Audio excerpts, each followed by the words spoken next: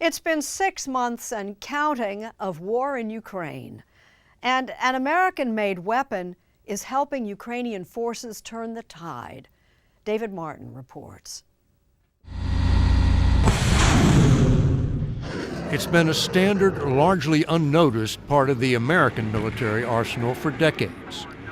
But when HIMARS, an acronym which stands for High Mobility Artillery Rocket System, showed up in Ukraine, it changed the face of battle.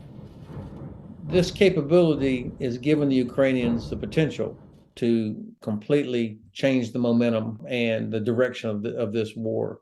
Retired Lieutenant General Ben Hodges, former commander of the U.S. Army in Europe, says HIMARS, which fires a 200-pound warhead up to 50 miles and hits within 10 feet of its intended target, has virtually eliminated Russia's numerical advantage. You don't have to have hundreds of artillery rounds to achieve the same effect as one rocket fired from HIMARS. Is Ukraine still outgunned?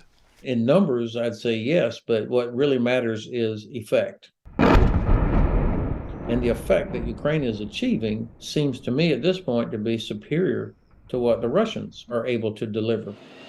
Since June, the U.S. has shipped Ukraine 16 HIMARS launchers and thousands of rockets, which defense officials say the Ukrainians have used to attack more than 350 Russian command posts, ammo dumps, supply depots, and other high-value targets far back from the front lines.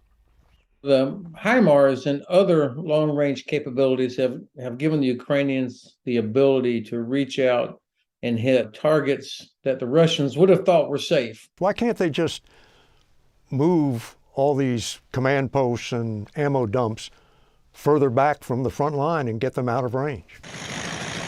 You still got to get that ammunition to the guns, which are closer to the front.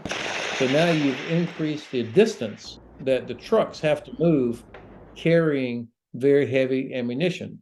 And they've lost well over 1,000 of their trucks in this campaign so far. And of course, the result is significant reduction in the amount of Russian artillery and rocket fire impacting on Ukrainian forces.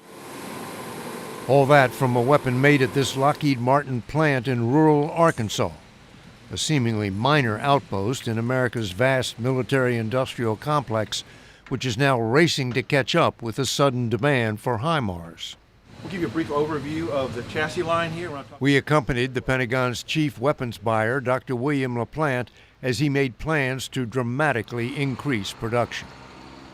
We have to plan for at least to double this. Production here probably will need to double. How long can you keep that up? As long as the demand is needed.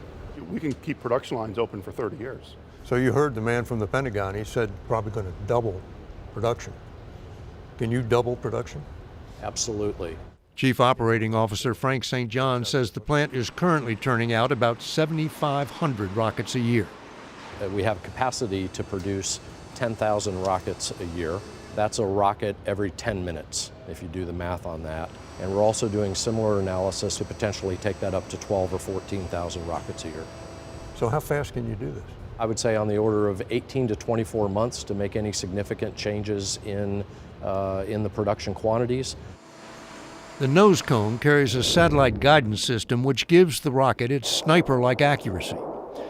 But what impresses LaPlante most about HIMARS is not the sophistication of its technology, but the simplicity of its use. There are just 3 operators, probably 18 to 20 years old, and they can use this and they can use it effectively within a week. Okay, that is to me as important as its accuracy. It's reliable and can be done by 18-year-old Ukrainians. To see how HIMARS operates in the field, we went to the U.S. Army training range in Yakima, Washington, where they used the same tactics taught to the Ukrainians. This is the hide site where the HIMARS tries to conceal itself from enemy surveillance. Once it leaves here for its firing point, the HIMARS is liable to be detected and targeted. So the clock starts ticking. The HIMARS launcher has a top speed of 55 miles an hour, but off-road in the high desert it's more like 35. Once it's out in the open, it has about 5 to 7 minutes to find its firing position, train its rockets on the target, and fire. One rocket every few seconds. The The crew chief of this HIMARS is Staff Sergeant Cammie White. How'd you guys do? We did well. What does that mean, well? Whenever we get a fire when ready, it's as fast as you can fire it. So with that, I think our time was around 3 minutes. 3 minutes from the time you got the mission to the time that the rockets took off. Yes, sir. When the HIMARS fires, the rocket exhaust gives away its position, so it has to get out of there fast before the enemy can strike back.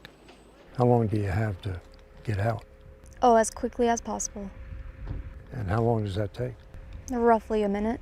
It's called shoot and scoot, and the Ukrainians are doing it now in their counteroffensive against Russian forces occupying Kherson, making the most of the 16 HIMARS provided by the U.S. 16 just doesn't sound like a lot. It's nowhere near what I think Ukraine could use. I mean, look at the effect they've achieved with 16. Imagine if they had 3 or 4 times that many.